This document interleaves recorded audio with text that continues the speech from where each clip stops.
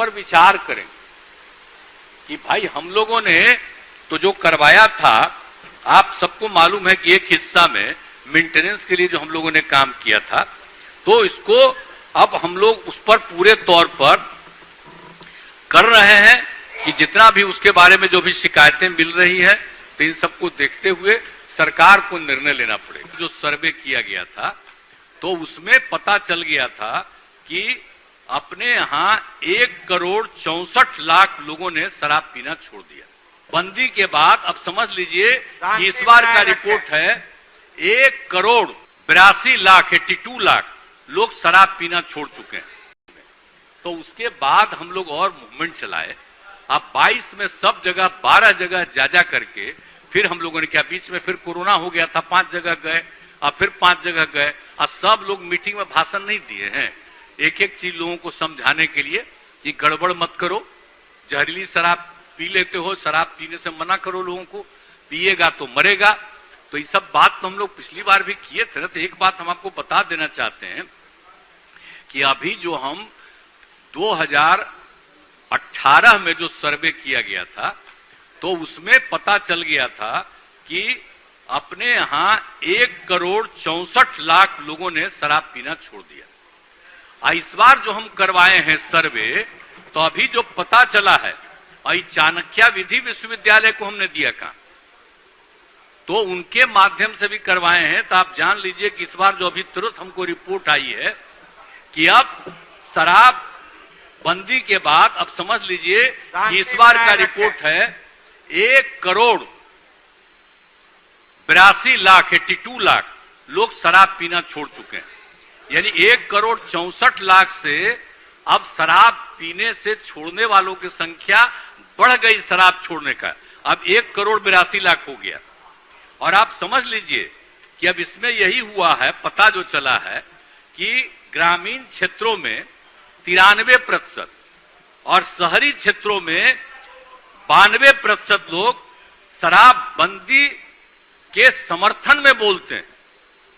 अब जो नई समर्थन में बोलते हैं वो सब शराब नहीं पीता, लेकिन आप समझ लीजिए ग्रामीण इलाकों में 93% और शहरी इलाकों में 92% शराब बंदी के पक्ष में बोलता।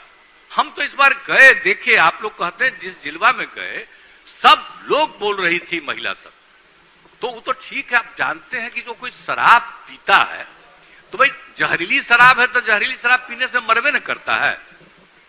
तो आपको पता है ना कि सबसे पहले जो हम लोग लागू किए थे, तो मैंने 16 में जो एक घटना वहां पर घटी, तो उसके बाद हम लोगों ने कहा कि ठीक है, जो दिया है उसी से इसको पैसा देना पड़ेगा, सरकार की तरफ से कुछ हम लोग दे दिए, लेकिन बाद में कोर्ट में वो स्टे हो गए। तो अब बात यही हम लोगों ने तय किया कि भाई जो भी उसको, जिस किसी को भी गंदा शराब पिला करके मराया है, और वो जब डिटेक्ट हो जाए तो फिर उसी से ये सब लिया जाएगा। सरकार को भाई मदद करने का कोई तुक नहीं है। एक बार याद रखिए, अगर आप शराब पीने ही से न मर रहा है, अब जहरीला शराब उसको मिल गया, तब पी रहा था तभी ना जहरीला भी मिल गया। शराब नहीं ना पीना चाहिए, लोगों को समझाना चाहिए, पूरे परिवार को समझाना चाहिए। और पैसा देने की जरूरत नहीं है, बल्कि परिवार को अगर इसके चलते कोई नुकसान हुआ है तो उसको मदद करने के लिए कुछ करना पड़े, तो हम लोग को सबको करना चाहिए कि भाई छोड़ दो, शराब कितना गंदा चीज है जान लो, शराब कितना बुरा चीज है क्यों जान लो। नहीं, मुआवजा तो नहीं देना चाहिए, बतवा तो समझ लीजिए, काहे कि आप लोग तो पहले भी नहीं मंत्री, तो आप उसको मुआवजा दीजिएगा, ये कोई अच्छी बात नहीं है। नहीं तो भाई पिएगा, अरे शराब तो मर रहा है वही ना, पी रहा है इसलिए ना मर रहा है, जहरीला पी रहा, तो इसीलिए जहरीला वाले पर एक्शन होना चाहिए, हम ये कह रहे हैं।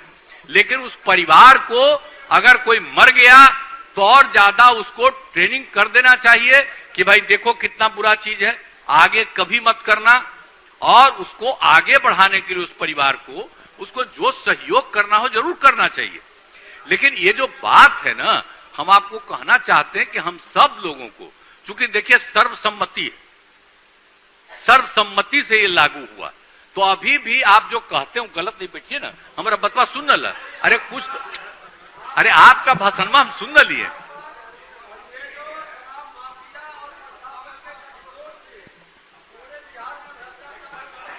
हम आप बोलने ही वाले थे ना, आप सुने नहीं, हम बोलने जा रहे हैं, आप सुनिए ना। क्या आप माननीय नेता प्रतिपक्ष बैठिए ना, वो सब करेंगे अभी बात।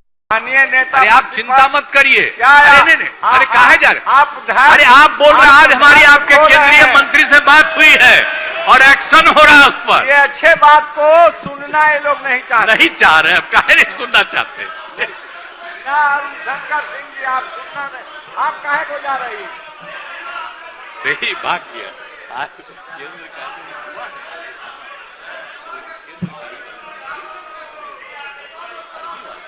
आज जो जहर मिलाया है उसको हम उसके बता दिए। ऊपर कार्रवाई होनी अभी आप चाहिए। सुनिए नहीं रहे थे।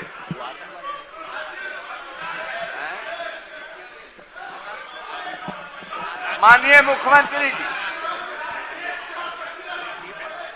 आप शांति बनाए रखें। इन लोगों को जो अच्छे बात माननीय मुख्यमंत्री जी कह रहे थे, लगता है कि पसंद नहीं है, अब इसलिए वो चले लोग गए।